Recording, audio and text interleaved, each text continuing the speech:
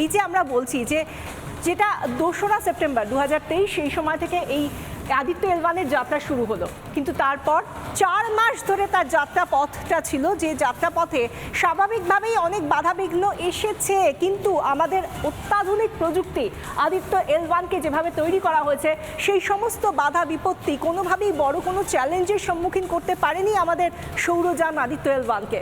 এখানেই ইসরোর সাফল্য, যে এতটাই অত্যাধুনিকভাবে তৈরি করা হয়েছে যে যখন সূর্যের কাছে পৌঁছচ্ছে, সূর্যের যখন ল্যাগ্রেঞ্জ পয়েন্টে পৌঁছচ্ছে, সেটা একটা মস্ত বড় কাণ্ড বলা যায়, একটা মস্ত বড় কর্মকাণ্ড।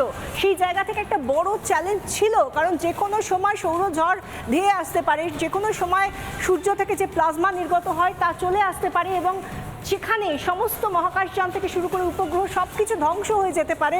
সেটাকেও যে কোনোভাবে হোক আমরা কিন্তু দেখলাম যে যেভাবে যে সময়ের মধ্যে 4 মাসের মধ্যে এইভাবে তার যে যাওয়ার কথা ছিল আদিত্য এল1-এর, যে জায়গায় নির্দিষ্ট যে কক্ষপথে স্থাপিত হওয়ার কথা ছিল তার সম্পূর্ণভাবে সাফল্যের সঙ্গে সুষ্ঠুভাবে ঠিক সেই সময়ই হলো।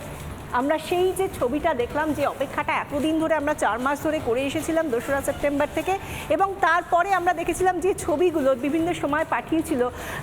আমরা জানি যে আদিত্য এল1 যে ছবিগুলো পাঠিয়েছিল সেখান থেকে, অর্থাৎ যে সূর্যের উদ্দেশ্যে যখন পাড়ি দিল সেই সময় একটু পেছনে ঘুরে বোধহয় তাকিয়েছিল আদিত্য এল1 যে নিজের গ্রহটাকে কেমন দেখতে লাগে, যে গ্রহতে জন্ম হয়েছে আদিত্য এল1-এর অর্থাৎ পৃথিবী, সেই পৃথিবীকে কেমন দেখতে লাগে সেই ছবিটা আমরা দেখাচ্ছি দর্শকদের। যে আমরা আদিত্য এল1-এর চোখে পৃথিবী ও চাঁদ সেই ছবিটা দেখছি, এবং এই যে পৃথিবীর ছবিটা আমরা দেখতে পাচ্ছি যেটা ইসরোর তরফ থেকে যে ছবিটা পাঠিয়ে দেওয়া হয়েছিল, এই যে পৃথিবীকে দেখা যাচ্ছে আদিত্য এল1-এর ক্যামেরায় যখন ধরা পড়েছিল টেলিস্কোপে, এবং তারপরেই আমরা ছোট্ট একেবারে ছোট্ট আকারে চাঁদকেও সেখানে দেখতে পেয়েছি। আর এই যে এই একটা এত বড় সাফল্য সৌরযানের, তা নিয়ে নিজের উচ্ছ্বাস সোশ্যাল মিডিয়ায় প্রকাশ করেছেন প্রধানমন্ত্রী নরেন্দ্র মোদী। কি বলেছেন তিনি, সৃজিতা? নরেন্দ্র মোদী তিনি কার্যত উচ্ছ্বাস প্রকাশ করেছেন, তিনি সামাজিক মাধ্যমে তার আনন্দ উচ্ছ্বাসকে প্রকাশ করেছেন। কি বলেছেন তিনি চলুন আপনাদেরকে একবার দেখাই। সূর্য মিশনের শুভেচ্ছা জানিয়েছেন তিনি, বলছেন ভারতের আরও একটি মাইল ফলক, নিঃসন্দেহে বলার অপেক্ষা রাখে না।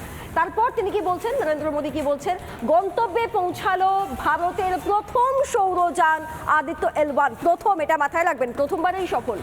ভারতের বিজ্ঞানীদের নিরলস শ্রমিক সৌর মিশনের সফলতার প্রমাণ নিঃসন্দেহে। আর কি বলছেন, অসাধারণ কৃতিত্বকে সাধুবাদ দিয়েছেন দেশের প্রধানমন্ত্রী নরেন্দ্র মোদী।